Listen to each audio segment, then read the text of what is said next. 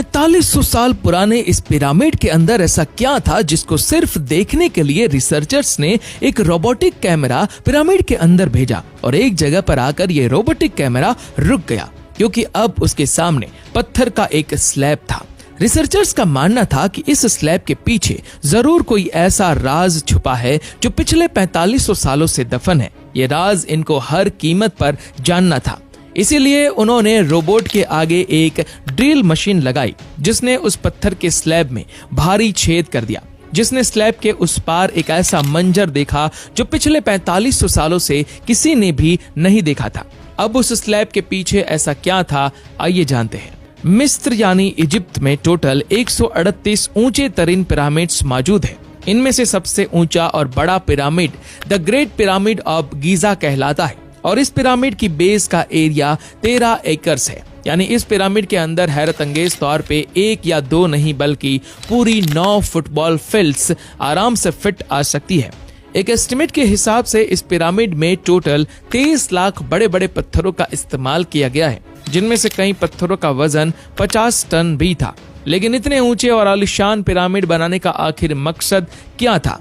The great pyramid of Giza सबसे ऊंचा और चौड़ा पिरामिड है। उसके अंदर अभी तक 2 हिडन चैम्बर्स तलाश किए जा चुके हैं। एक को किंग्स चैम्बर और दूसरे को क्वीन चैम्बर का नाम दिया गया है। जब पहली बार किंग्स चैम्बर के अंदर रिसर्चर्स की टीम गई तो उन्होंने उसके अंदर एक ऐसी चीज देखी जो बिल्कुल भी एक्सपेक्टेड नहीं थी। जी हाँ, उनको वहां 4500 साल पुराना ग्रेनाइट से बना हुआ एक ऐसा ताबूत मिला जो अंदर से खाली था। लेकिन हैरान करने वाली चीज ताबूत का मिलना नहीं था, बल्कि एक्सपर्ट्स ये देखकर हैरान रह गए कि इस चैम्बर में अंदर आने का रास्ता सिर्फ ये छोटा सा सुराग है जिसमें से इंसान भी मुश्किल से आ सकता है। तो आखिर ये 1 पीस ग्रेनाइट का ताबूत अंदर कैसे आया? आखिरकार कई सालों की रिसर्च के बाद ये रिजल्ट निकाला गया कि पहले किंग्स चैम्बर अंदर से बनाया गया और उसी वक्त ये ताबूत रखा गया था। उसके बाद चैम्बर को सील करके सिर्फ ये छोटा सा सुराग छोड़ा गया। आखिर 4500 साल पहले वो कौन लोग थे जिन्होंने पिरामिड बनाने का इतना मुश्किल तरीन चैलेंज कंप्लीट किया था? लेकिन एक्सपर्ट्स ने कई सालों की मेहनत के बाद कुछ ऐसा एविडेंस तलाश किया है।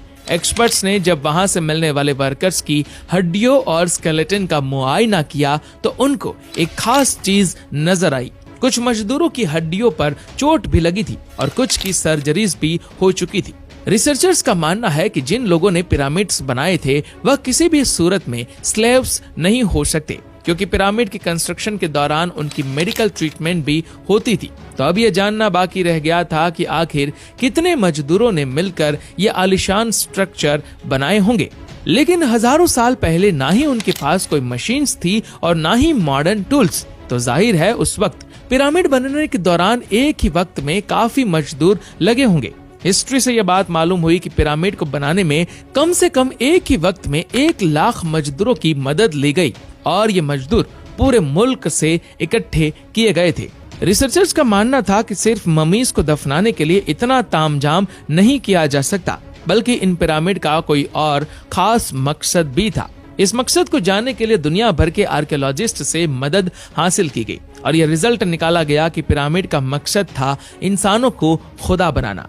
1980 में पिरामिड के ऊपर एक खास किस्म की एक्सरेज फेंकी गई, जिससे मालूम पड़ा कि क्वीन और किंग्स चैम्बर के अलावा पिरामिड की टॉप पर एक और सीक्रेट चैम्बर भी मौजूद है। शायद यही वह सीक्रेट चैम्बर है जिसके अंदर पिरामिड के कई राज है। इस सीक्रेट चैम्बर तक पहुंचने के लिए एक रोबोटिक कैमरा तैयार करवाया गया, जिसको 1993 में इस छोटी सुरंग में भेजा गया। ठीक 200 फीट के बाद रोबोटिक कैमरा रुक गया, क्योंकि अब उसके सामने पत्थर का एक स्लैब था जिस पर 2 कोपर हैंडल भी लगे थे। लेकिन एक्सपर्ट्स को हर कीमत पर स्लैब के उस पार का मंजर देखना था।